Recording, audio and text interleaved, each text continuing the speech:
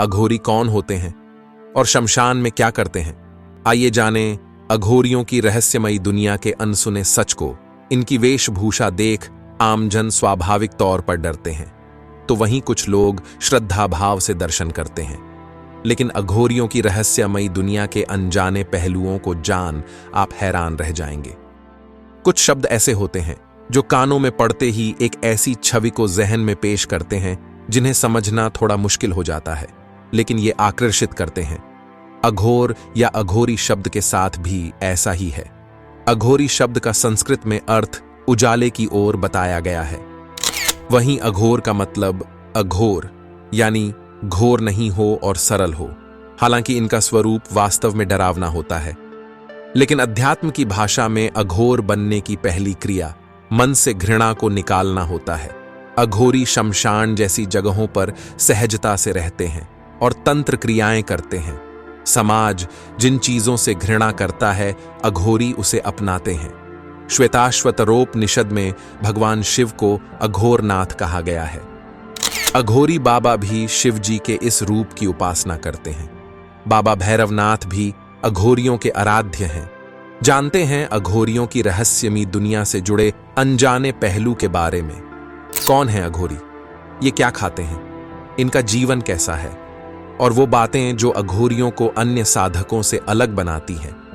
भगवान शिव को अघोर पंथ का प्रणेता माना गया है। शिव जी के अवतार अवधूत भगवान दत्तात्रेय को भी अघोर शास्त्र का गुरु माना गया है। अघोर संप्रदाय शिव जी के अनुयायी होते हैं। इनके अनुसार शिव जी स्वयं में संपूर्ण हैं और समस्त रूपों में विद्यमान हैं। अघोरियों के काम और साधना, अघोरी खाते हैं कच्चा मांस। कहते हैं कि अघोरियों ने खुद इस बात को माना है कि वे शमशान में रहते हैं और अधजले शवों को निकालकर उसका मांस खाते हैं। हालांकि ये बात आम जनमानस को विभत्स लग सकती है, लेकिन इसके पीछे माना जाता है कि ऐसा करना अघोरियों की तंत्र क्रिया की शक्ति को प्रबल बनाता है। शिव और शव के उपासक होते हैं अघोरी। शिव के 5 रूपों में एक अघोर भी है। अघोरी भी शिव जी के उपासक होते हैं और शिव साधना में लीन होते हैं। इसके साथ ही ये शव के पास बैठकर भी साधना करते हैं, क्योंकि ये शव को शिव प्राप्ति का मार्ग कहते हैं। ये अपनी साधना में शव के मांस और मदिरा का भोग लगाते हैं। एक पैर पर खड़े होकर शिव जी की साधना करते हैं और शमशान में बैठकर हवन करते हैं। शव के साथ बनाते हैं शारीरिक संबंध। शव के साथ अघोरी बाबाओं के शारीरिक संबंध बनाने की प्रचलित धारणा है और खुद अघोरी भी इस बात को स्वीकार करते हैं। इसे वह शिव और शक्ति की उपासना का तरीका मानते हैं। उनका मानना है कि यदि शव के साथ शारीरिक क्रिया के दौरान यदि मन ईश्वर की भक्ति में लगा रहे तो यह साधना का सबसे ऊंचा स्तर है। ब्रह्मचर्य का पालन नहीं करते अघोरी। अन्य साधु संत जहां ब्रह्मचर्य का पालन करते हैं, वहीं अघोरी ब्रह्मचर्य का पालन नहीं करते हैं। ये शरीर पर राख लपेटकर और ढोल नगाड़ों के बीच शारीरिक संबंध बनाते हैं। यह क्रिया भी साधना का ही अंग मानी जाती है। माना जाता है इससे अघोरियों की शक्ति बढ़ती है। नरमुंड धारण करते हैं अघोरी। अघोरी अपने पास हमेशा नरमुंड यानी इंसानी खोपड़ी को रखते हैं। इसे कापालिका कहा जाता है। शिव के अनुयायी होने के कारण अघोरी नरमुंड रखते हैं और इसका प्रयोग वे अपने भोजन पात्र के रूप में करते हैं। इसके पीछे यह मान्यता है कि एक बार शिवजी ने ब्रह्मा जी का सिर काट दिया था और उनके सिर को लेकर पूरे ब्रह्मांड के चक्कर लगाए थे। बाबा कीनाराम अघोरी संप्रदाय के वर्तमान स्वरूप का पता 17वीं शताब्दी के तपस्वी बाबा कीनाराम से लगाया जा सकता है, जिनके बारे में कहा जाता है कि वे 170 वर्ष की आयु तक जीवित रहे और निःसंतान औरतों को आशीर्वाद देकर संतान प्राप्ति करा दी। उन औरतों की सूनी कोख को भर दिया था। आज भी काशी के क्री कुंड में उन दंपत्तियों की काफी भीड़ होती है जिन्हें संतान प्राप्ति नहीं हुई है। पवित्र शहर वाराणसी में बना है कीनाराम मंदिर। अघोरी द्वारा सबसे पवित्र स्थल माना जाता है। नरभक्षी होते हैं अघोरी, जिन्हें हम कई तरह से देखते और पुकारते हैं। कुछ लोग इन्हें मुर्दाखोर कहते हैं तो कोई औघड़ भी कहता है। आमतौर पर अघोरियों को एक बहुत ही डरावना या खतरनाक साधु समझा जाता है, जो जलती हुई लाशों के साथ कई ऐसे काम करते हैं जिसे देख या सुनकर भी आपको गश्ती आ सकती है। कहते हैं कि सरल बनना बड़ा ही कठिन होता है। सरल बनने के लिए ही अघोरी बेहद ही कठिन रास्ता अपनाते हैं। इन्हें बहुत ही कड़ी तपस्या करनी पड़ती है, जिसके पूरा हो जाने के बाद ये हमेशा के लिए हिमालय में लीन हो जाते हैं। बताया जाता है कि अघोरियों का यह मानना होता है कि उनका भोजन सिर्फ लाश होता है, वह कभी भी जीवित का भोजन नहीं करते। शायद यही वजह है कि वह शमशानों में मरे हुए मनुष्यों को अपना भोजन बनाते हैं। ऐसा भी बताया जाता है कि अघोरी कभी भी भोजन पका नहीं सकते हैं। इस वजह से वो हमेशा कच्चा मांस या फिर चिता की अधजली लाश को खाते हैं। ये भौतिकवाद, जिंदगी को छोड़ अपने शरीर को त्यागने का रास्ता चुनते हैं। अघोरियों के लिए मानव शरीर कुछ नहीं होता, सिर्फ आत्मा ही है जो सब कुछ है। इसलिए वे जानवरों की तरह मरे हुए इंसानों का मांस खाते हैं। उनका मानना है कि मरने के बाद आत्मा शरीर को छोड़ देती है। उसके बाद वो शरीर मांस का एक टुकड़ा होने के अलावा और कुछ नहीं होता। आपने जब भी कभी किसी अघोरी को देखा होगा तो निश्चित रूप से उसके हाथ में चिलम या गांजा जरूर देखा होगा। बताया जाता है कि गांजा पीना उनके लिए नशा करने जैसा नहीं होता है, बल्कि यह उनके लिए भाव समाधि में पहुंचने का एक जरिया होता है, जिसके माध्यम से वो अलौकिक दुनिया में पहुंचते हैं और ध्यान की अवस्था को हासिल करते हैं। एक अघोरी साधु महातपस्वी होता है। वे बिल्कुल ही अलग रास्ते को चुनते हैं, जिसमें अजीब तरह की परंपराएं शामिल होती हैं।